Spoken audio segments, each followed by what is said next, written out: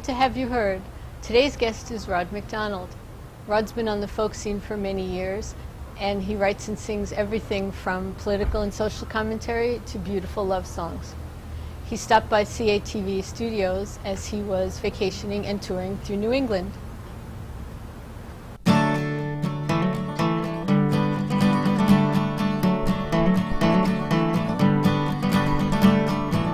After a long, hard winter,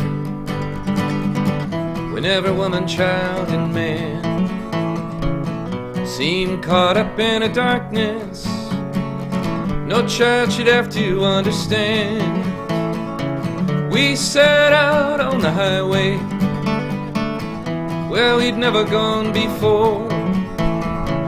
Everybody was welcome, everyone was looking for springtime in America, something new under the sun.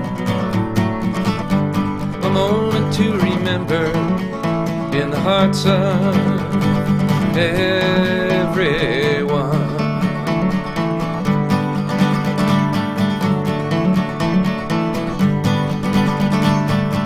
You know the journey won't be easy, nothing good can come too fast. There'll be those who stand against us, they're clinging on to the past. They're afraid to lose their privilege, they'll be praying that we fall. Oh, but if we only stand together, you know they just can't stop us all. Springtime in America, something new under the sun. Take a moment to remember in the hearts of everyone.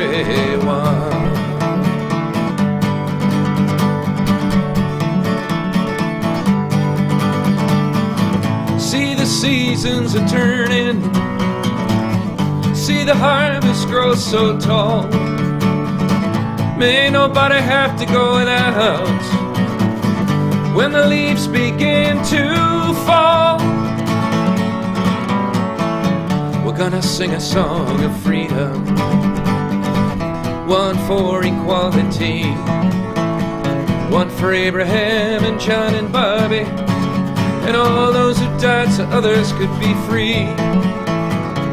We'll sing one for Dr. King, what if he'd only lived to see the far side of the mountain where he'd always longed to be. Springtime in America, something new under the sun. A moment to remember in the hearts of everyone. Springtime in America, something new under the sun. It's a moment to remember. Take a moment to remember. Tell your children you were there then, in the hearts of everyone.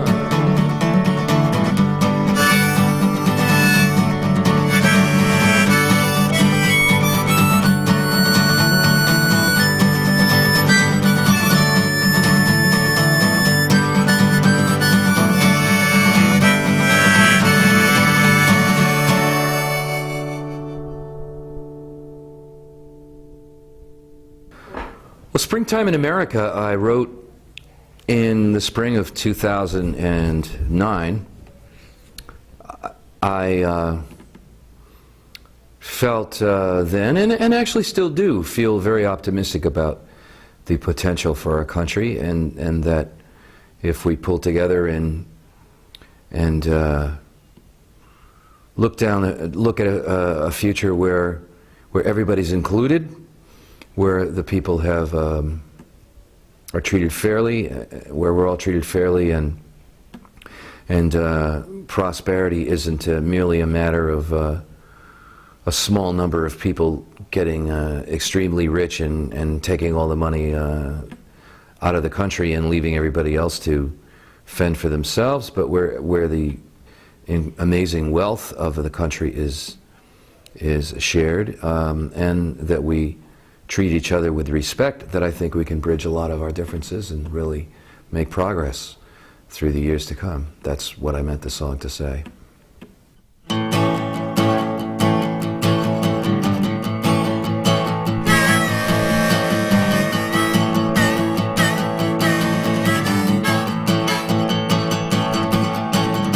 While you were outside having a smoke, some guy came in the back way, gave everybody $100 bill, bought a round of drinks, and after he paid, he slipped out again by the back door. I tell you, this ain't no joke. You missed a free drink and $100 while you were outside having a smoke.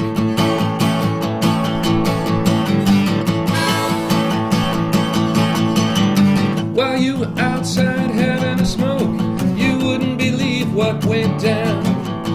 A playboy playmate and her lesbian lover got out on the dance floor with each other, and everybody stared as Chrissy and Cheryl got down to the wreck of the Edmund Fitzgerald. For the whole song, nobody spoke. While you were outside having a smoke.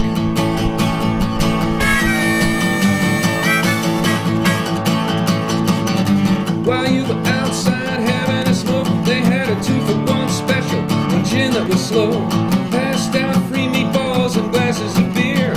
Some guy hit a home run, everybody cheered. The guitar player tuned for what seemed a half hour, played 2 notes and a string broke. They had to sing something called a cappella while you were outside having a smoke.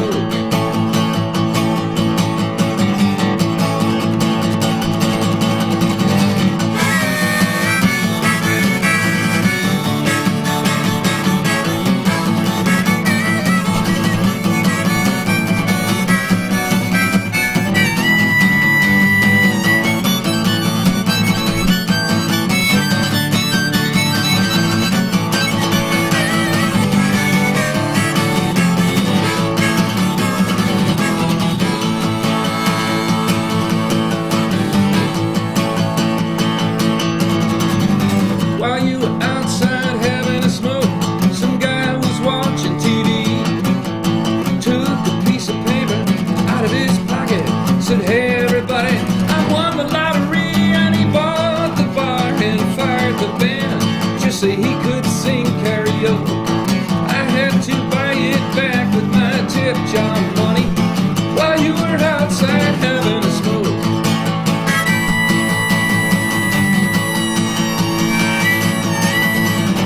While you were outside having a smoke, they paid everybody back for Enron, cleaned up all the air and water, disarmed all the nuclear bombs, taxed the billionaires to feed the hungry, made healthcare so cheap you could croak.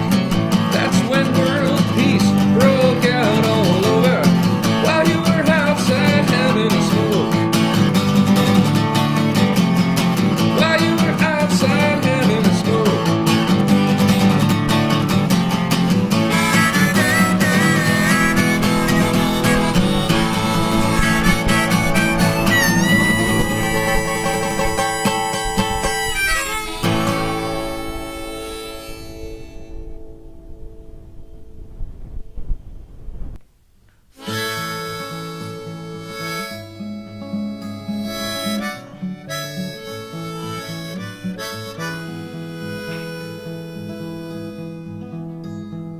You who sleep beside me here in this quiet night, do you ever wonder how you first came in sight?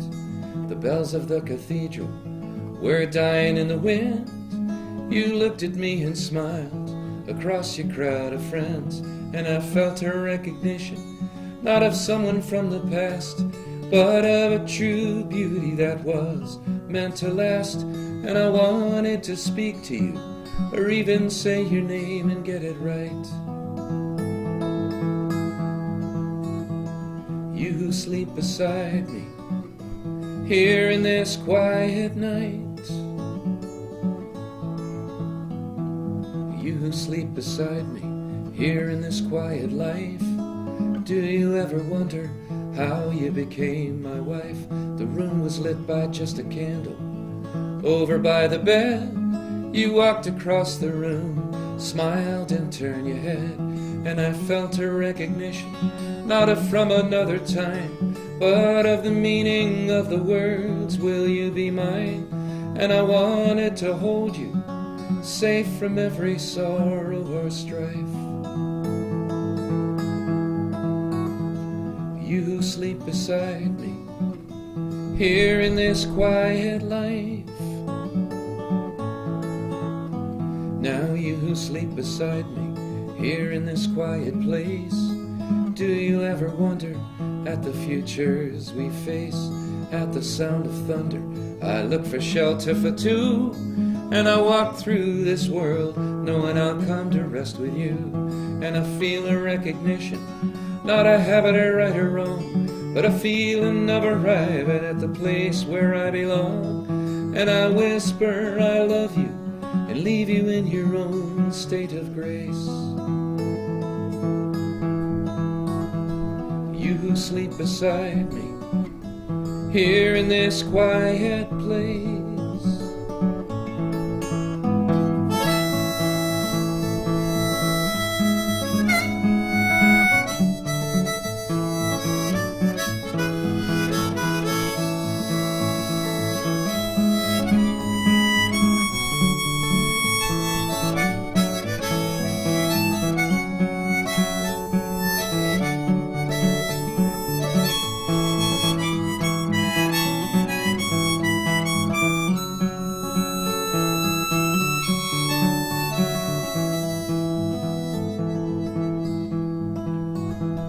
You sleep beside me here in this quiet night.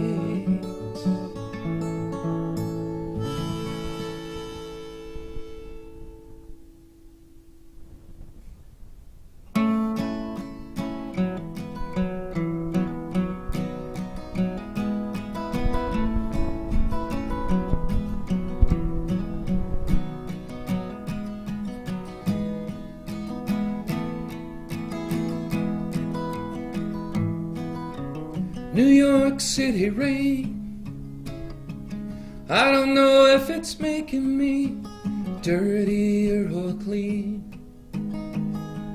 Went for the subway, but there was no train, and the tunnel was a-crumbling for repairs again. And the sign said, welcome to American Jerusalem.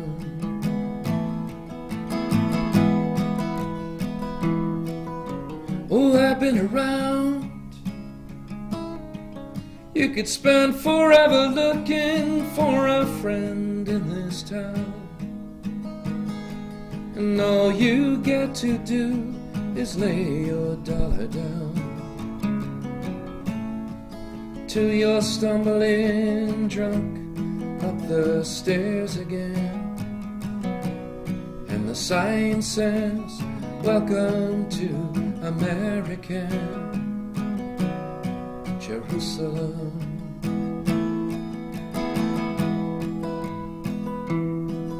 In the temples of American Jerusalem, they buy an ounce of South African gold. They don't care who was bought or sold, or who died to mine it.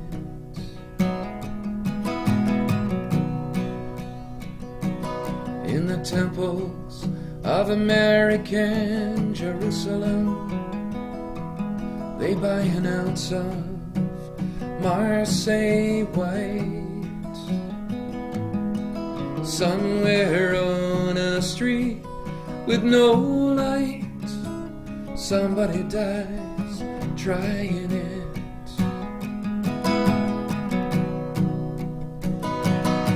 And somewhere in a crowd, looking the kind of way that makes you turn around will be somebody who knows what it's about. She's gonna take the ribbons from her hair again and welcome you to American Jerusalem.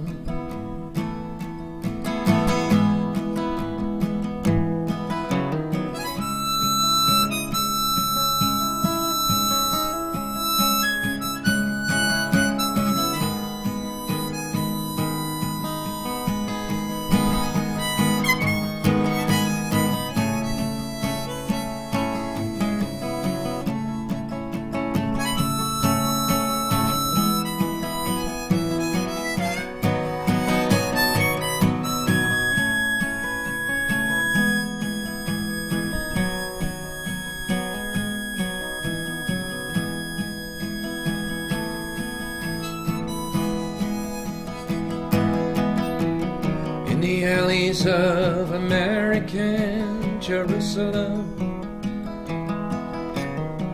the homeless lie down at the dawn. The pretty people wonder what they're on and how they afford it.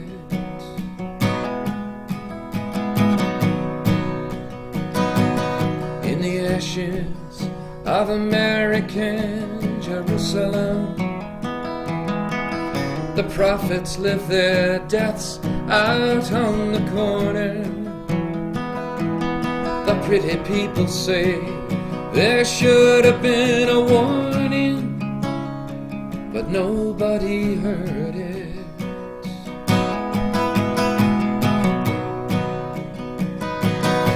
Then shadows lick the sun. The streets are paved with footsteps on the run, and somebody must have got double, 'cause I got none. I forgot to collect my share again, so go west to breathe the cleansing air again. Go Niagara for your honeymoon again. Go on the road if you're going to sing your tune again. Go to sea to learn to be a man again, till you come on home to American Jerusalem.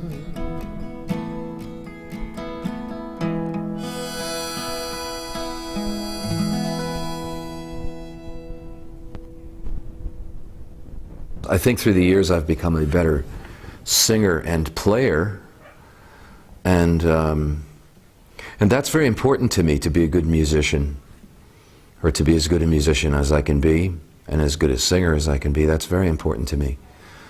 I think when I was younger, when I first started out, I had a lot of passion, not much experience, and really very little formal training. So I probably had, flights of beauty and flights of really dismal out-of-tuneness sometimes, and I think I've managed to get rid of the lower half of that over the years a lot. So audiences, I think, are probably like my performances better over time. As far as the content of songs, it's a funny thing. I think that the commercial marketplace is almost completely irrelevant nowadays to me and maybe to millions and millions of Americans. I don't remember a time when people cared less for popular music than they do now. There still are lots of people who listen to it, but I don't hear songs crossing over from popular music into the consciousness of our culture. Almost never anymore, never. I mean, about the newest song that I hear people actually singing in a wide perspective that you might hear different people sing around the house or around the campfire is Hallelujah by Leonard Cohen, which I think is from 1986 or something. I don't hear, when I run into younger people, as I do at festivals and campfires and stuff, and I say to them, hey, play me something you think is new and hip, they almost invariably play something from the 70s or 60s or early 80s. I don't think, so audiences, I think, have not, the audiences that like the music of people like myself who are generally non-commercial acoustic artists who aren't relying on, you know, popular mainstream radio to put our stuff across, and my videos are not on MTV, you know, and I'm not really selling you a big image and then, you know, by the way, buy my records since you like my image so much. It's pretty much just about music. I think the audience has developed, you know, into a very discerning and intelligent audience over the years, and that they want to hear my best work. And that's a good challenge, you know, to keep going in that way, I think. This is a song about a real man, a real person. His name was John King. And he is one of those nameless, faceless thousands of people who were dragged off from the British Isles to what was then called Van Diemen's Land and is now known as Tasmania, where he spent his entire adult life in prison without ever having actually committed a crime. This is pretty much known fact. And when you go to the prison, they ask you to pick a card from a deck of cards, and then it corresponds to the life of a real guy. And I picked the card that corresponded to John King, and I heard a woman say, "Oh my gosh, him." And I said, "What is his story?" And she said, "Well, you'll have to find that out, but he never belonged here. He's, I think she said something like, he is the very epitome of what was really wrong about this prison." So if you kind of follow the song, you can find out what it is that happened to John King and why he was there.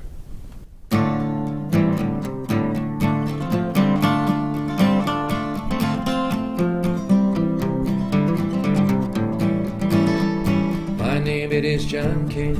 From Liverpool I came down to London in the spring for to make my name. For I had to learn to work the silver, how to bend the blade. I was carrying a sample of the finest I had made. I went into a London shop to find cutlery and showed the man my handiwork. He just stared at me and called for a policeman, to whom he then did say, "This man's a thief, he stole this knife, please take him away." The judge said, "Son, you stole that knife right up off the shelf." Says I to the judge, "Sir, I made that blade myself. But I haven't no money, he a man of worth. He sent me to Van Diemen's Land, the bottom of the earth."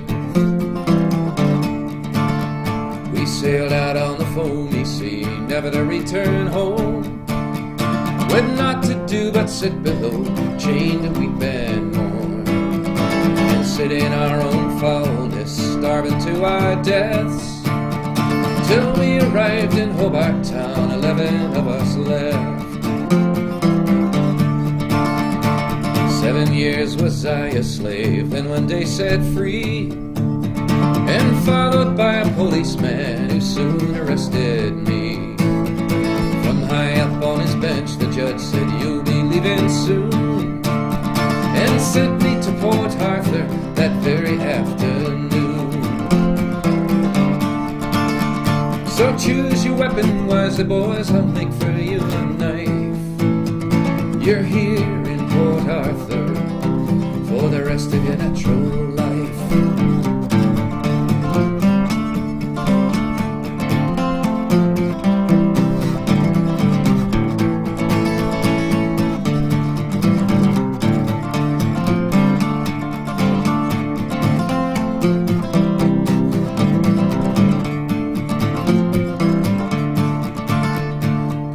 the prison is a place not fit for man or beast. There's no escape by land, by sea a man will freeze. It's here the prisoners build the ships of His Majesty's line, to keep the king in empire and the governor in fine wine. There's been a killing and no one knows whose hand took a life. We're short of men to build the ships, a new prisoner arrives. Here at the bottom of the world is what my life is worth. It's I who make the iron bars, enslaving all the earth. So choose your weapon wisely, boys, I'll make for you a knife.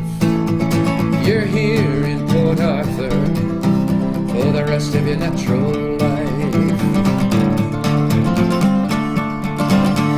So choose your weapon wisely, boys, I'll make for you a knife. I'm here in Port Arthur for the rest of my natural life.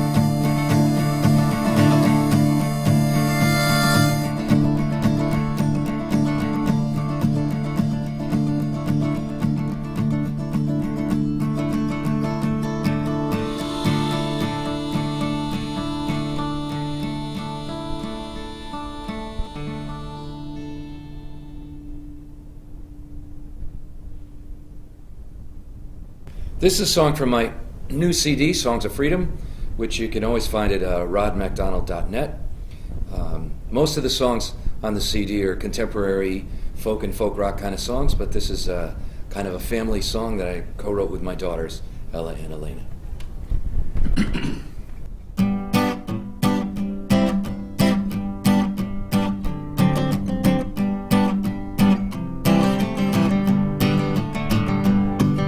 Well, I got a secret I can tell, I know something new.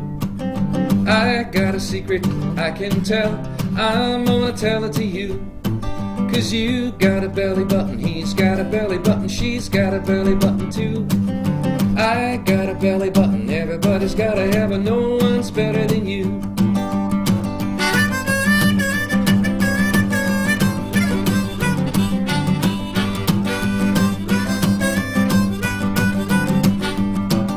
Well, it doesn't matter if you're black or white, or yellow or red or blue.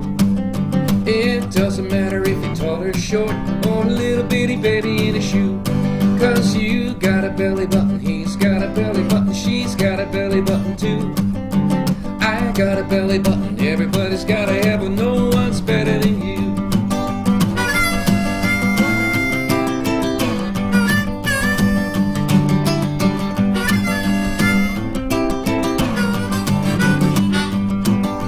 Oh, it doesn't matter if you're a boy or a girl, or a mommy or a daddy too. You can be the king of the world or have something better to do. 'Cause you got a belly button, he's got a belly button, she's got a belly button too.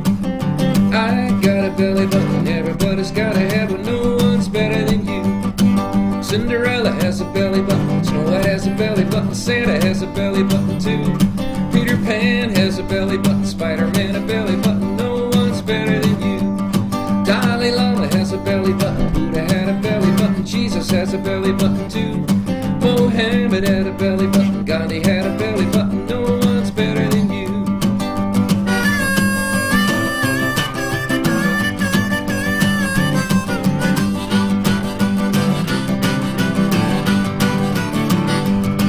Well, I got a secret I can tell, I know something new. I got a secret I can tell, I'm gonna tell it to you, everybody. 'Cause you got a belly button, he's got a belly button, she's got a belly button too. I got a belly button, everybody's gotta have it, no one's better than you. Yeah, you got a belly button, he's got a belly button, she's got a belly button too.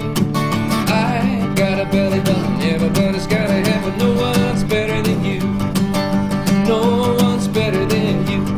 I say no one's better than you.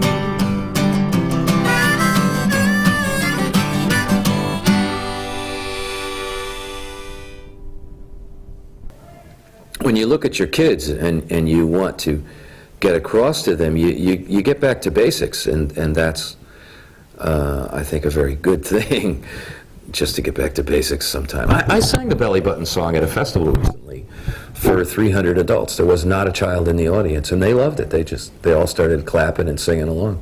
And I don't think that they were doing it because they thought kids would like it. I think they liked it themselves and were having fun singing it. And so I think that's a good song, you know. That's a song that communicates. It doesn't require a mindset to like it ahead of time, you know. It just communicates to anybody. I'm an older father, and as I got older and didn't have that in my life, I think that I began to feel a little bit cynical about the future, that I thought maybe there wasn't that much of a future out there. But once you start interacting with kids and you feel their exuberance and their energy and their positive state of mind, that they want, you know, that they want things to work, it makes you feel like that it makes me feel more responsible in a way. I feel more that there's a responsibility, not just in my work, but in my day-to-day life, to be caring about that kind of thing. And so I think it's made me, having kids, I think, has made me a better person, you know, and a more aware person.